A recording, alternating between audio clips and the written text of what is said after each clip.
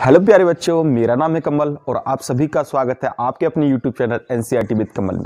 आज हम हल करने वाले हैं क्लास 10th सब्जेक्ट मैथ प्रश्न बैंक 2021 और 22 का चैप्टर नंबर 2 जिसका नाम है बहुपद।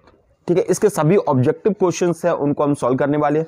मैं आपको यहाँ पे बता दूं कि अगर आप क्लास 10th में हो, इस साल मेन एग्जाम देने वाले हो, तो देखिए मैं आपको प्रश्न बैंक के क्वेश्चन ये ओटी वाले तो कराऊंगा ही, साथ में इससे रिलेटेड जो भी क्वेश्चंस होंगे मैं आपको उनको भी समझाऊंगा।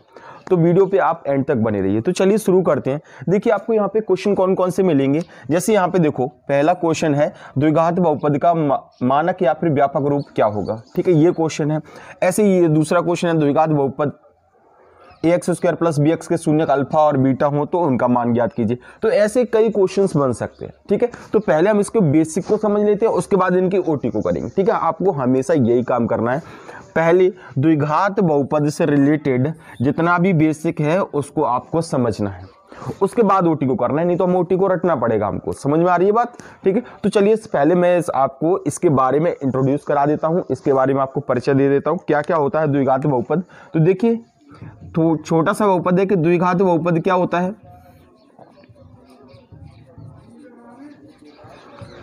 देखो, द्विघात बहुपद का मतलब ये होता है कि ऐसा बहुपद, कोई भी वो बहुपद जिसकी सबसे बड़ी पावर कितनी हो। देखो, सबसे बड़ी पावर कितनी हो? 2। सबसे बड़ी पावर जिसकी 2 होगी उसे हम क्या बोलेंगे? द्विघात बहुपद बोलेंगे। क्लियर दिख रहा होगा आपको सभी क्वेश्चंस में? पहली बात क्लियर होगी। ठीक है, तो इसका जो मानक रूप है, इसका मानक रूप या फिर हम बोलेंगे व्यापक रूप, आपको याद रखना है कितना होता है। वो होता है ax² plus bx plus c। तो ये बात आपको पहले याद रखनी। ठीक है, आपका क्वेश्चन क्या बन सकता है? द्विघात बहुपद का मानक या फिर व्यापक रूप क्या होता है। तो आपको याद रखना है ax² plus bx plus c। ठीक है, क्योंकि सबसे बड़ी पावर कितनी है? 2। पहला क्वेश्चन हो जाएगा। दूसरा आपको इसमें याद रखना है, दूसरा क्या याद रखना है इसमें कि शून्यकों का योगफल, शून्यकों का योगफल आपको याद रखना है। शून्यकों का योगफल होता है अल्फा प्लस बीटा।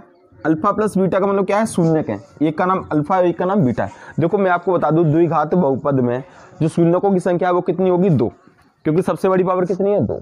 ठीक है, तो अल्फा प्लस बीटा बराबर आपको याद रखना है -b/a। शून्यकों का योगफल क्या होता है? -b/a। ठीक है, ये दूसरी बात। सभी क्वेश्चंस यहाँ से आप सॉल्व करोगे आराम से, बस ध्यान से इसको देखते जाना। ठीक है, शून्यकों का योगफल क्या हो गया? -b/a। ठीक है, तीसरी बात आपको याद रखनी है द्विघात बहुपद के बारे में, शून्यकों का गुणनफल, शून्यकों का गुणनफल। और आपको याद रखना है गुणनफल क्या है? Alpha into beta. ये आपके शून्य का, एक का नाम अल्फा, एक का नाम बीटा रख लिया। ठीक है, अल्फा इंटू बीटा आपको याद रखना है c/a। क्लियर? ये तीसरी बात आपको याद रखनी है। ठीक है, इसमें आपको चौथी बात याद रखनी है। ये सभी बातें आपको याद रखना और देखो सभी क्वेश्चंस को आप अभी सॉल्व करोगे। ठीक है, बस आपको इतना याद रखना है कि मानक रूप होता है ax² plus bx plus c। शून्यकों का योगफल, जब भी योगफल आए तो आपको क्या है? -b/a, और गुणनफल आए तो आपको रखना है c/a। ठीक है, उसके बाद फोर्थ, चौथी बात इसमें आपको याद रखनी है कि द्विघात बहुपद का ग्राफ, द्विघात बहुपद का ग्राफ, ग्राफ कैसा होता है? तो आपको याद रखना है वक्र के रूप में होता है। किसके रूप में होता है? वक्र। ठीक है, याद रखिए। ये तो 4 बातें आपको समझ में आ गई। ये 4 बातें आपको क्लियर करनी है। देखिए, आप पहले क्वेश्चन को हम सॉल्व करते हैं। सबसे पहला क्वेश्चन क्या है? द्विघात बहुपद का मानक या फिर व्यापक रूप क्या होगा।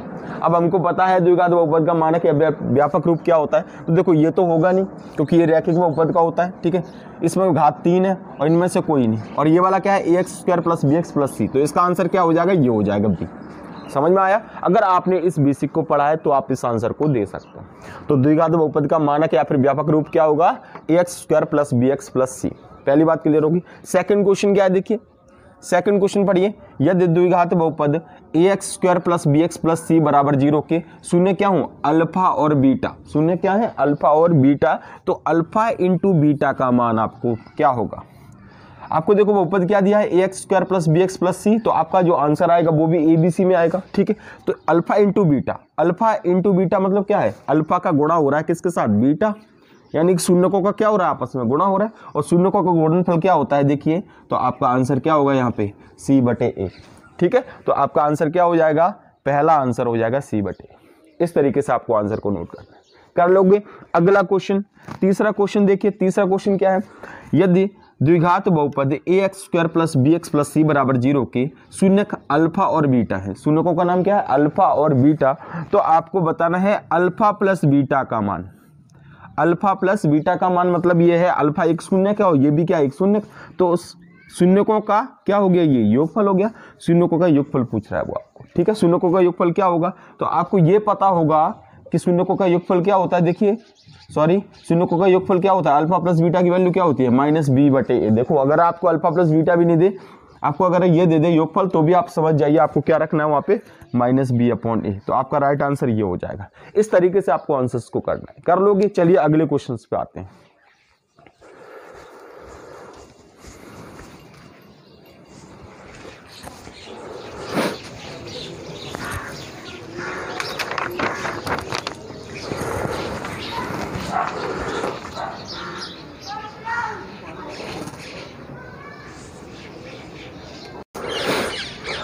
देखिए अब अगला क्वेश्चन है, द्विघात बहुपद ax² + bx + c के शून्यकों की संख्या। अब शून्यकों की संख्या का कैसे पता करेंगे, चाहे वो द्विघात बहुपद हो, चाहे त्रिघात हो या फिर रैखिक हो, उसके लिए भी आपको एक बात याद रखनी है, ठीक है। कैसे पता करते हैं कितने शून्यक आएंगे, कितने शून्यक का मतलब ये है x के मान कितने आएंगे, ठीक है। 1 आएगा x का मान, 2 आएगा या कितना, ठीक है ना। तो यहाँ पे देखिए सबसे बड़ी पावर को आपको देखना है। यहाँ पे देखिए द्विघात बहुपद की सबसे बड़ी पावर कितनी होती है, 2 होती है, ठीक है। तो शून्यकों की संख्या कितनी आएगी, 2 आएगी। समझ में आया आपको। उस बहुपद की सबसे बड़ी पावर को देखेंगे तो हमको शून्यकों की संख्या पता चल जाएगी। यानी इसमें x के 2 मान आएंगे, एक x का कुछ आएगा और एक x का कुछ मान आएगा, इस तरीके से 2 मान आएंगे। समझ में आ गई बात। लेकिन यहीं पे अगर कैसा बहुपद होता है, ये त्रिघात बहुपद होता है, इस तरीके से ax3, ठीक है, + bx² + cx + d = 0, इसका मान निकालते तो सिंपल सी बात है, यहाँ पे सबसे बड़ी पावर देखिए कितनी है, यहाँ पे सबसे बड़ी पावर 3, तो x के कुछ इस तरीके से 3 मान आते, यानी एक कुछ आता, दूसरा कुछ आता, तीसरा कुछ आता। तो समझ में आ गया आपको। x अगर शून्यकों की संख्या पूछ रहा है तो आपको उस बहुपद की सबसे बड़ी पावर को देखना है, यानी बहुपद की घात को देखना है। सबसे बड़ी पावर को हम क्या बोलते हैं, बहुपद की घात बोलते हैं। तो द्विघात बहुपद की सबसे बड़ी पावर कितनी है, 2 है, तो द्विघात बहुपद की घात कितनी होगी, 2 होगी। पहली बात आपको याद रखनी है। दूसरा, शून्यकों की संख्या पूछे तो भी ये क्या होगी, 2, ठीक है। सबसे बड़ी पावर को देखनी, शून्यकों की संख्या पता चल जाएगी। तो इसका आंसर क्या होगा आपका, 2 होगा, क्योंकि इसकी सबसे बड़ी पावर कितनी है, 2। क्लियर, समझ में आ गया आपको। तीसरा क्वेश्चन है, द्विघात बहुपद का आरेख या फिर ग्राफ प्राप्त होता है। अभी मैंने बताया था द्विघात बहुपद का ग्राफ कैसा प्राप्त होता है, सरल, वक्र या फिर त्रिभुज या फिर ये। देखो आरेख का मतलब ये होता है द्विघात बहुपद में कितने शून्यक निकलते हैं। पहली बात तो ये, द्विघात बहुपद में 2 शून्यक निकलते हैं। x की कितनी वैल्यू निकलती है, 2 निकलती है। अगर हम उसको ग्राफ पे रखें, किस पे रखें, ग्राफ पे। ग्राफ कैसा होता है आप जानते हो, इस तरीके का ग्राफ होता है, ठीक है। अब x की 2 वैल्यू आएंगी, इस लाइन को हम x लाइन बोलते हैं, ये x अक्ष है और ये क्या है y। तो ग्राफ में जो वैल्यू होते हैं उनको हम x के मान है उनको यहाँ पे रखेंगे, तो मान कि चलो एक मान यहाँ पे आ गया और एक मान यहाँ पे आ गया, x की लाइन पे आएंगे। तो इसका जो ग्राफ बनेगा वो कैसा बनेगा, ऐसा सीधा नहीं बनेगा, इस तरीके से बनेगा, वक्र के रूप में। समझ में आ गई बात। तो यहाँ पे आपको क्लियर समझ में आ रहा है, ठीक है। यानी कि ये जो ग्राफ है वो सीधा नहीं है, कैसा एक इस तरीके से एक वक्र तैयार कर रहा है। तो हमेशा आपको याद रखना है द्विघात बहुपद का जो ग्राफ है वो कैसा एक वक्र के रूप में प्राप्त होगा, ठीक है। त्रिघात का भी यही हाल है, त्रिघात का भी जो ग्राफ प्राप्त होगा, त्रिघात में कितने आंसर आएंगे, x की कितनी वैल्यू आएंगे त्रिघात में, 1 2 3, 3 वैल्यू आएंगे, यानी कहीं 3 जगह कट करेगा, यानी 1 2 3। तो x को कितनी जगह, 1 2 और 3, सही है कि नहीं, 3 जगह कट कर रहा है। इसका मतलब ये है कि ये भी क्या है, वक्र के रूप में प्राप्त होगा। समझ में आ गई बात। तो द्विघात बहुपद का जो आरेख या ग्राफ प्राप्त होता है वो कैसा प्राप्त होता है, एक वक्र के रूप में प्राप्त होता है, ठीक है। एक और बात मैं आपको समझा देता हूँ, जैसे आपके एग्जाम में ऐसा कोई ग्राफ दिया हो, ठीक है, इस तरीके का ग्राफ दिया हो, 1 नंबर में एक क्वेश्चन आता है, आपको याद रखना है, ओटी वाला क्वेश्चन है। इस तरीके से और पूछेगा, बताइए शून्यकों की संख्या बताइए, क्या पूछेगा, शून्यकों की संख्या। तो आपको क्या करना है, शून्यकों की संख्या देखने के लिए आपको ये देखना है, ये जो लाइन है, कौन सी लाइन, ये वाली लाइन की बात कर रहा हूँ मैं, इस लाइन की, ठीक है। इस लाइन को देखना है, ये जो लाइन जो टेढ़ी मेढ़ी जो लाइन जा रही है ये कितनी बार काट रही है। जैसे इस लाइन ने देखो 1 बार काटा, 2 बार काटा और कितनी बार, 3 बार, इससे ज़्यादा बार तो नहीं काटा। तो शून्यकों की संख्या कितनी होगी 3, क्योंकि x के 3 मान हो गए, एक x का ये हो गया, एक x का ये हो गया, एक x का ये हो गया, सही है कि नहीं। मान के चलो अगर इसको 2 बार ही काटा होता, कितनी बार काटा होता, सिर्फ 2 बार, तो हम क्या बोलते हैं x के कितने मान है यहाँ पे 2 है, तो शून्यकों की संख्या हम ग्राफ देखकर भी बता सकते हैं। अगर एक बार भी नहीं काटा इस तरीके से आ जाएगा, ठीक है, तो हम बोलेंगे शून्यकों की संख्या क्या है, x को कितनी बार काटा इसने, इस लाइन ने एक बार भी नहीं काटा, तो शून्यकों की संख्या कितनी होगी 0 होगी। समझ में आ गया आप लोगों को, ठीक है। अगर एक बार काटा, मान लो x का एक ही मान आता, तो हम क्या बोलते हैं शून्यकों की संख्या 1 है। समझ में आ गया आपको ये, तो यहां तक तो क्लियर हो गया, ठीक है।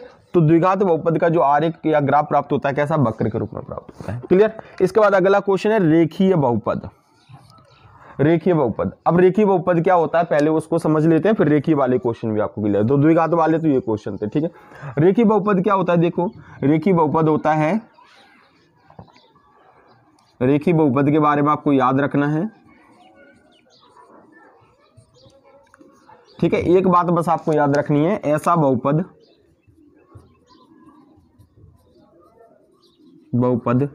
जिसकी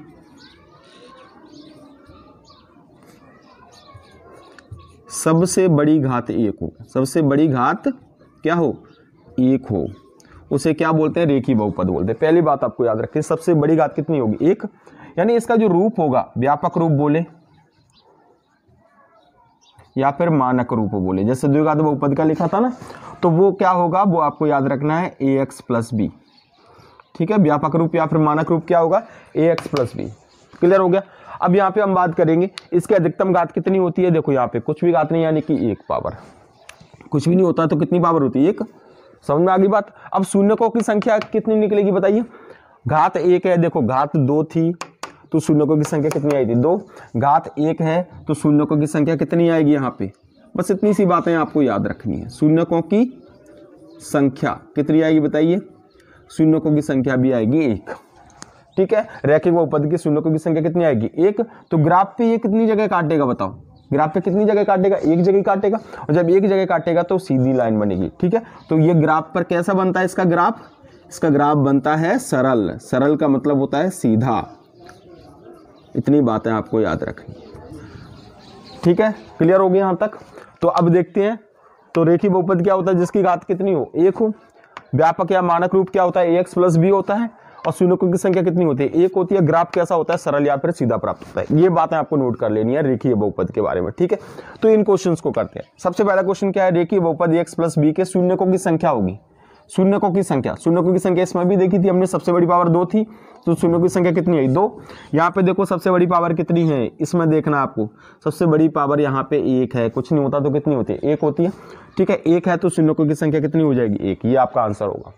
समझ में आया, ठीक है। बारीकी से आपको समझा रहा हूँ जिससे आपको बिल्कुल क्लियरली समझ में आ जाए, ठीक है। उसका कॉन्सेप्ट भी मैं साथ में लेके चल रहा हूँ। उसके बाद अगला है रेखीय बहुपद ax प्लस बी का शून्यक होगा। आपको इसमें क्या करना है, शून्यक का मान ज्ञात करना है। किसका मान ज्ञात करना है, शून्यक का। कौन से वाले शून्यक का, इसका ax प्लस बी, और x प्लस बी क्या है, एक व्यापक रूप है, तो इसका शून्यक निकाल लेंगे हम लोग। ax प्लस बी बराबर क्या है, यहाँ पे 0 रख देंगे, और यहाँ से हमको शून्यक का मतलब ये होता है कि आपको x की वैल्यू निकालनी है।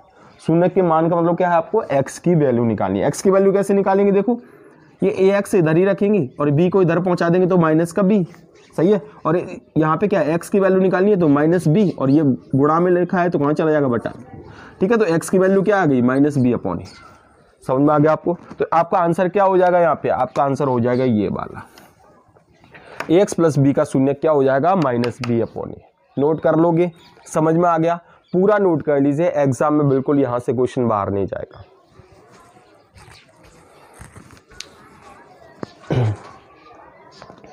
चलिए अब हम बात करते हैं यहाँ पे इस क्वेश्चन की। देखो 8वां क्वेश्चन क्या है, बहुपद x स्क्वायर माइनस 3 के शून्य क्या होंगे, x स्क्वायर माइनस 16 के शून्य क्या होंगे, 4u प्लस 8u के शून्य क्या होंगे, और बहुपद 2x प्लस 3 के शून्य क्या होंगे। यानी शून्य किस तरीके से ज्ञात करेंगे, ओटी वाले क्वेश्चन, ठीक है। तो कैसे सॉल्व करेंगे, देखो सबसे पहले आपको ये बात ध्यान रखनी है। यहाँ पे देखिए मैं आपको यहाँ पे एक ट्रिक समझा रहा हूँ। जैसे यहाँ पे बहुपद क्या दिया है, एक्स स्क्वायर माइनस 3, आपको पता है सबसे बड़ी घात कितनी है 2, तो ये एक द्विघात बहुपद है, ठीक है। यहाँ पे सबसे बड़ी घात कितनी है 2, तो ये भी एक द्विघात बहुपद है, और यहाँ पे भी सबसे बड़ी घात कितनी है 2, ये भी एक द्विघात बहुपद। तो तीनों क्वेश्चन एक ही तरीके से होंगे। और कैसे सॉल्व करेंगे, देखिए यहाँ पे द्विघात बहुपद का व्यापक रूप क्या होता है आपको याद रखना है। ये तो हमने पहले ही पढ़ा, ax² + bx + c होता है कि नहीं, ठीक है। लेकिन आपको इसमें एक चीज दिख रही होगी, इसमें दो हिस्से हैं, देखो 1 और 2, 1 2 3, यहाँ पे कितनी है 3 और यहाँ पे 2, इसमें भी 2 है, इसमें भी 2 है कि नहीं। तो ध्यान से सुनने वाली बात है, आपको ध्यान से सुनना है। यहाँ पे देखिए कौन सा हिस्सा इसमें गायब है, देखो x² वाला है, x² वाला इसमें भी है, ठीक है। और यहाँ पे कौन सा है 3, ये कौन सा अचर वाला, तो ये लास्ट वाला, यानी कि ये वाला हिस्सा इसमें क्या है, गायब है कि नहीं। ऐसे ही इस वाले क्वेश्चन में x² - 16 इसके शून्य, इसमें भी क्या है, बीच का जो हिस्सा है x का गुणांक वाला हिस्सा है वो क्या है, गायब है।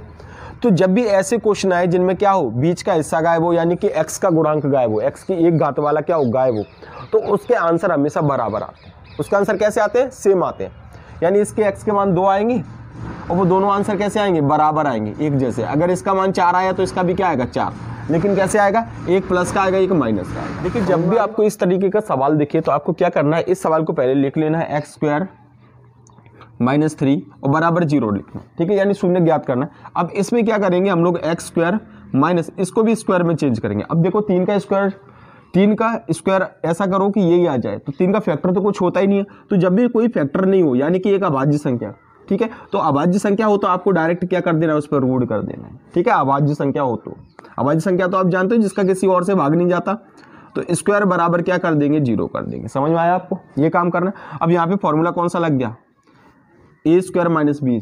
a² - b² क्या होता है, तो आपको याद रखना है a² - b² होता है, अगर आपको नहीं याद है तो a + b और a - b ये होता है। यानी कि ये फॉर्मूला लगाएंगे तो क्या हो जाएगा, x - √3 और यहाँ पे भी क्या हो जाएगा बताइए, x + √3 बराबर क्या हो गया, 0 हो गया। तो x बराबर क्या आ गया, देखो x - √3 एक बार बराबर क्या लिखेंगे, 0 लिखेंगे, और x + √3 बराबर क्या लिखेंगे, 0 लिखेंगे। तो x बराबर क्या आ गया, माइनस का √3, यहाँ पे प्लस का √3 और यहाँ पे आ जाएगा माइनस का √3, यानी आपका आंसर क्या आ गया, प्लस का √3 और माइनस का √3। तो आपका इसमें आंसर कौन सा होगा बताइए, तो ये वाला होगा। समझ में आया आपको कैसे करना है, ठीक है। यानी आपको इसको भी स्क्वायर में चेंज करना है, ध्यान रखना है इस बात को। जैसे ये वाला क्वेश्चन है, सेकंड क्वेश्चन कौन सा, x² - 16 है कि नहीं। तो x² - 16 को हम कैसे, कुछ थोड़ा बहुत सॉल्व करना है। x² - 16 है, x² - 16 बराबर क्या रखेंगे, 0 रखेंगे। आपको पता है यहाँ पे दोनों मान कैसे आएंगे, बराबर आएंगे, ये बात आपको पता है। और एक प्लस का आएगा, एक किसका आएगा, माइनस का, जब कैसा हो, बीच का हिस्सा गायब हो, ठीक है। ये वाला हिस्सा गायब होगा तो आप समझ लो दोनों आंसर कैसे आएंगे, बराबर आएंगे, ठीक है। अब देखो इसको सॉल्व करते हैं। इसको कैसे करेंगे, देखिए x² माइनस इसको वर्ग में चेंज करो। ये किसी का वर्ग होता है क्या, 16 किसी का वर्ग है, 1 का वर्ग 1, 2 का वर्ग 4, 3 का वर्ग 9, 4 का वर्ग 16, यानी 4 का वर्ग होता है। तो हम इसको क्या लिख सकते हैं, 4 का वर्ग लिख सकते हैं, बराबर क्या हो गया, 0। फिर से वही फॉर्मूला लग गया, यानी x - 4 और x + 4। तो यानी आपका आंसर क्या आ गया, आप तो यहाँ पे ध्यान रखो, एक 4 प्लस का आएगा, एक 4 किसका आएगा, माइनस का। तो आपका आंसर कौन सा हो जाएगा, इसमें से ये वाला हो जाएगा। आया समझ में आपको। ऐसे ही ये वाला क्वेश्चन, इसमें देखिए इसमें कौन सा हिस्सा गायब है, इस वाले में देखो इसके आंसर भी कितने आएंगे, 2 आएंगे कि नहीं। इसमें देखिए कौन सा हिस्सा गायब है, 4u² + 8u, ax² + bx, ठीक है। ये u की फॉर्म में है, लेकिन लास्ट वाला जो नंबर वाला पार्ट है वो गायब है, ठीक है। जब भी ऐसा आपका आए तो आपको क्या करना है, इसको सीधा 4u² + 8u बराबर 0 रखो और डायरेक्ट कॉमन ले दो। क्या करना है आपको, सिर्फ कॉमन लेना है, ठीक है। रफ में जाके थोड़ा 1-2 मिनट का काम होगा। कॉमन लेंगे तो देखो क्या क्या कॉमन आ रहा है, एक तो 4 से भाग जा रहा है तो 4 कॉमन ले लिया, और u आपको कॉमन आ रहा है दोनों में, है कि नहीं। तो कॉमन आया तो क्या है यहाँ पे, 4 से 4u, u + 2 बराबर क्या हो गया, 0 कट गया, और 4u बराबर क्या हो गया यहाँ पे 0, और u + 2 बराबर भी क्या हो गया 0, और u बराबर हो गया 0/4, और यहाँ पे u बराबर -2 और u बराबर क्या हो गया 0। यानी कि आपके 2 आंसर आ गए, एक u बराबर 0, एक u बराबर -2। तो आपका आंसर कौन सा होगा, इसमें सी वाला होगा। इसका मतलब ये है, समझ लीजिए आप, जब भी इसमें 4u² + 8u यानी कि अचर संख्या गायब होगी, तीसरा हिस्सा यानी कि ये वाला हिस्सा गायब हुआ, तो आप समझ लीजिए एक आंसर आपका क्या आएगा, 0 आएगा, ठीक है। एक आंसर क्या आएगा, 0। तो इस तरीके से आपको थोड़ी बहुत इसमें ट्रिक यूज करनी है, ठीक है। इसके बाद तीसरा क्वेश्चन है, बहुपद 2x + 3 के शून्य ज्ञात करो। बहुपद ये कौन सा है बताइए, रैखिक बहुपद है क्योंकि सबसे बड़ी पावर कितनी है, 1 है। तो अब इसका शून्य ज्ञात करना है, तो इसका शून्य तो सिंपल सी बात है, आपको पता है -b/a होता है, ठीक है। तो इसको सॉल्व करेंगे तो कैसे करेंगे, तो ये छोटे छोटे शून्य में थोड़ी बहुत कैलकुलेशन आपको करनी पड़ेगी। 2x + 3 बराबर क्या करेंगे, 0 करेंगे और यहाँ से क्या करेंगे, सीधा x का मान निकाल दें, ठीक है। x का मान निकालेंगे तो 2x बराबर कितना आ जाएगा, यहाँ पे 3 इधर जाएगा तो -3, x बराबर -3 और ये कहाँ चला जाएगा, बटे में।